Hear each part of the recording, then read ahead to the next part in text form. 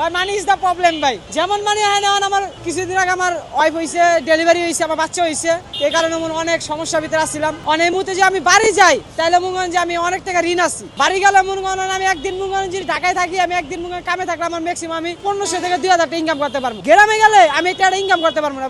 গ্রামে গেলে মনে করেন যে আমার ম্যাক্সিমাম 5-6 দিন বেড়াই দেবো, 5-6 দিন আমার 10,000 টাকা লস। মধ্যবিত্ত লোকের হলো কিরকম জানেন, তারা মনে করেন যে দিন আনে দিন খায়, আর একদিন যদি আর না খাইতে পারে তাহলে কেউ জিগায় না ভাই। আমি যেটা বুঝি, আর আমার কষ্ট হলো কোনটা জানেন, এই দুনিয়াতে টাকা না থাকলে কেউ কি কত জিগাইবো না। ভাই কন, বাপ কন, মা কন, মা ছাড়া আমি যেটা বুঝি কেউ দিগাইবো না ভাই। একমাত্র মা ছাড়া দুনিয়াতে কেউ নেই আপন। টাকা থাকলে আপনার মা আপনার পিছনে থাকবো, না থাকলে আপনার পিছনে, এই ছাড়া সব কি জানেন বিফল। এছাড়া কেউ আপন না ভাই। আমি যেটা বুঝি, আপনি সরকারের কথা কইবেন, আপনার পরে টাকা না থাকলে আপনি সরকারও আপনার জিগাইবো না ভাই। আমি যেটা বুঝি সরকারও জিগাইবো না ভাই।